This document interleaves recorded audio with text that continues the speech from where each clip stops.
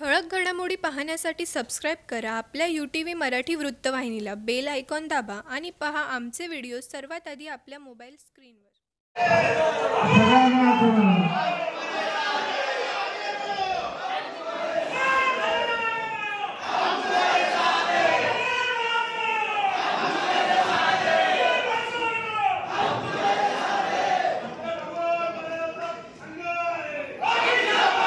आगामी विधानसभा निवडणुकीच्या पार्श्वभूमीवर शहरातील राजकीय वातावरण चांगलेच तापले असून रिपाईंमधून हकालपट्टी झालेले भगवान भालेराव यांच्या मार्गदर्शनाखाली टाउन हॉल येथे कार्यकर्ता मेळावा घेण्यात आला. आगामी विधानसभा निवडणूक लढवणार असल्याचे भालेराव यांनी सांगितले. ऐलानी आणि कलानी युग संपुष्टात आणूया अशीही शपथ त्यांनी यावेळी घेतली. टाउन हॉलमध्ये रिपाईंचे माजी जिल्हाध्यक्ष भगवान भालेराव यांच्या नेतृत्वाखाली कार्यकर्त्यांची बैठक आयोजित करण्यात आली होती. शहरातील रस्ते, पाण्याची समस्या, अनधिकृत बांधकाम, वीज समस्या, कचऱ्याची समस्या, वाहतूक समस्या, अनधिकृत बोर्डिंग हाऊस, औषध विक्री, आरोग्य सुविधांचा अभाव आदी समस्यांपासून मुक्ती मिळवण्यासाठी ऐलानी, कलानी मुक्त करावे लागेल.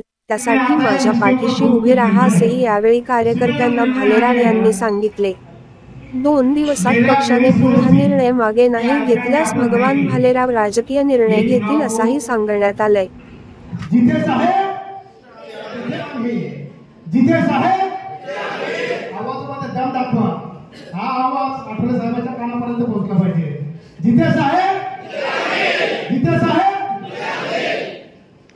जनसमुदाय उपस्थित आहे.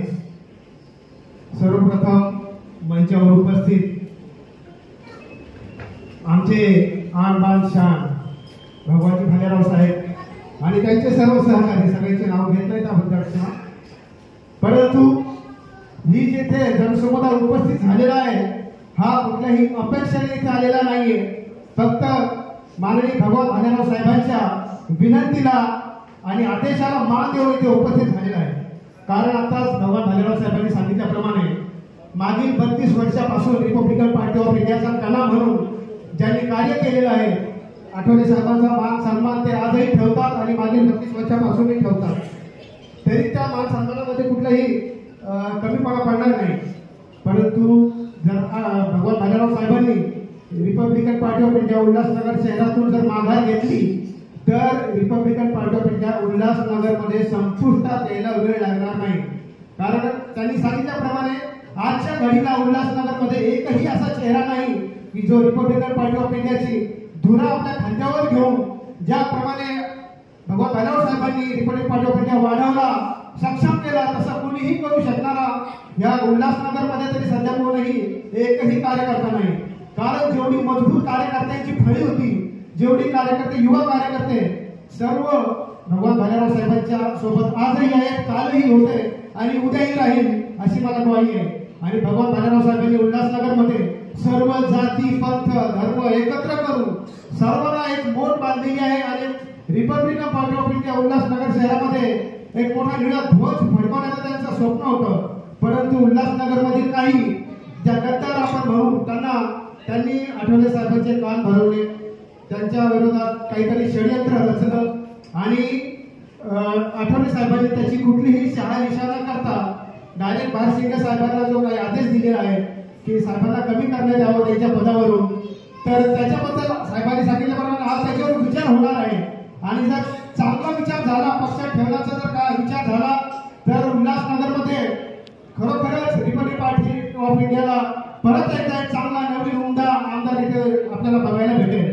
परंतु जर दुर्दैवाने आठवले साहेबांनी जर निर्णय चुकीचा घेतला तर साहेबांनी सांगितल्याप्रमाणे आपल्याला दुसरा मार्ग शोधावा लागेल. दादा जिथे असतील तिथे आम्ही तुझ्या सोबत आहोत.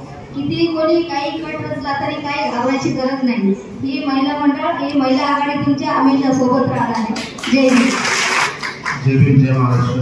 दादा ने आप सबको बताया जैसे कि अभी आज की रात तक हम थोड़ा इंतजार करेंगे कि ऊपर से क्या आदेश आता है. हम आठवले साहब के साथ में अगर उनका आदेश आता है तो हमेशा उनके साथ ही रहेंगे. और जैसे दादा ने बताया कि ये चिंगारी है और अगर आदेश नहीं आता है तो एक 4 या 5 दिन में उल्लासनगर में सबसे बड़ा जुलूस हम बनाएंगे. मान्यवर साहेब जे काही निर्णय घेतले आम्ही त्यांच्यासोबत राहू. सर्व कार्यकर्त्यांना आम्ही आमच्या पर्सनल विनंती करतो की खरोखर खरा माणूस व्यक्तिमत्व पाहिजे. भगवान बांधवासोबत राहा आणि त्याच्यासोबत राहून त्यांना या आमदारकी सीटसाठी पूर्ण मेहनत लावून ताकद लावून त्यांना निवडून आणा. जय भीम. नेहमी साहेबांसोबत आणि साहेबांच्या रस्त्यात मी पण राहणार. मेरा नाम अलीमुद्दीन अंसारी, मुस्लिम सेल उपाध्यक्ष. हमारे मुस्लिम सेल अध्यक्ष की तबीयत ठीक नहीं है, वो आ नहीं पाए, और हमारे दादा जहाँ रहेंगे हम सब मिल करके उनके साथ में रहेंगे और ज़्यादा से ज़्यादा तादाद में उनके साथ में जुड़ करके उनके साथ काम करेंगे. और मैं दादा से ये उम्मीद करता हूँ कि पूरे शहरवासी का नक्शा बदलना आपका काम है, आगे बढ़ाना हमारा काम है. त्यातला काय नेमकं कारण आहे? पक्षातून आपल्यावर कारवाई करण्यात आलेली आहे. कारवाईचं काय कारण सांगण्यात आलं आपल्याला? मला पक्षाने कुठल्याही प्रकारची नोटीस दिली नाही आणि माझ्यावर कुठल्याही प्रकारचे आरोप आहेत का हेही सांगितले नाहीत. फक्त मी 1.5 महिन्यापूर्वी माननीय आठवले साहेबांना भेटलो आणि सांगितलं का बाबा माझं आता वय 52 वर्ष झालेलं आहे, मला विधानसभेची निवडणूक लढायची आहे, आपल्या पक्षाने मला तिकीट द्यावं अशी माझी आपल्याला विनंती आहे. माननीय आठवले साहेबांनी सांगितलं का भारतीय जनता पार्टीची ही जागा असल्यामुळे ती जागा सोडतील अशी मला काही शाश्वती नाही. मग मी त्यांना सांगितलं का मला राष्ट्रवादी काँग्रेस शरद पवार साहेबांच्या पक्षाकडे जायचं आहे आणि जर तुतारीचं तिकीट मिळालं तर ही निवडणूक मी जिंकू शकतो. या आशयाचं मी आठवले साहेबांना विनंती केली. आठवले साहेबांनी 1.5 ते 2 महिने याच्यावर कुठलाही जाऊ नको, पक्षा सोडून जाऊ नको, माझा खंदा कार्यकर्ता आहेस अशी भूमिका आठवले साहेबांनी सातत्याने घेतली. मग मधल्या काळामध्ये बदलापूरच्या प्रकरणात आठवले साहेब आले होते, तिथे मी त्यांना भेटलो आणि तिथे त्यांनी मला सांगितलं की तुम्ही पक्षाचं सोडण्याच्या संदर्भात कुठली भूमिका घेऊ नका.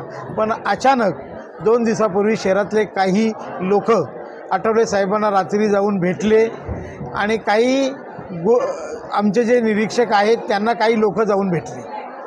अशा पद्धतीने काही लोकांनी आमच्या निरीक्षकाच्या माध्यमातून काही उलटसुलट्या गोष्टी करण्याचा प्रयत्न केला असेल आणि आठवले साहेबांच्या आदेशानुसार मला पक्षातून निलंबित केलं आहे अशाचं काल पत्र व्हायरल झालं.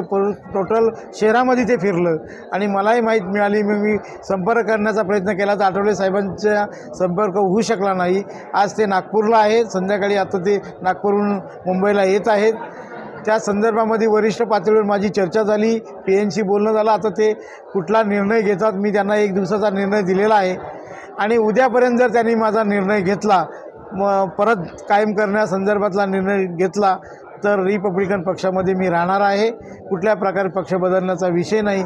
परंतु जर साहेबांनी उद्यापर्यंत निर्णय घेतला नाही तर मला पर्यायी माझी राजकीय कारकिर्दीसाठी मला पर्यायी दुसरीकडे जाणं भाग आहे आणि मी येणाऱ्या 2024च्या निवडणुकीमध्ये तिकीट घेऊन निवडणुकीला सामोरे जाणार आहे. जर कारवाई मागे घेतली आठवले साहेबांनी तर मग निवडणूक कशी लढाल? मी निवडणूक लढणार आहे एवढं नक्की आहे.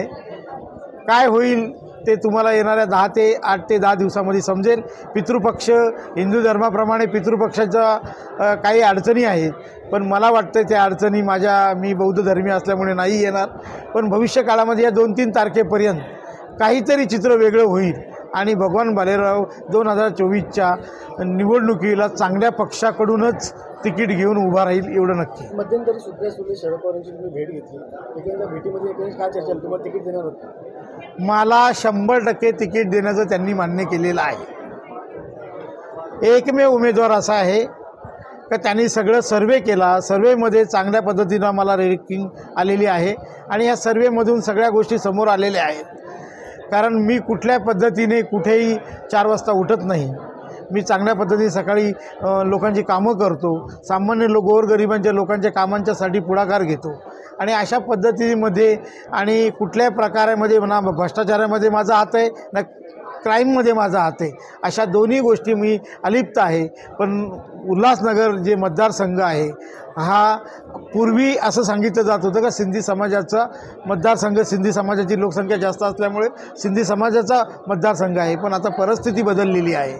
या मतदारसंघामध्ये 141मध्ये सिंधी समाजाची फक्त 71,000 आमचे मतं आहेत आमच्या समाज बांधवांची, आणि उरलेली 1,85,000 मतं ही नॉन सिंधी समाजाची आहेत.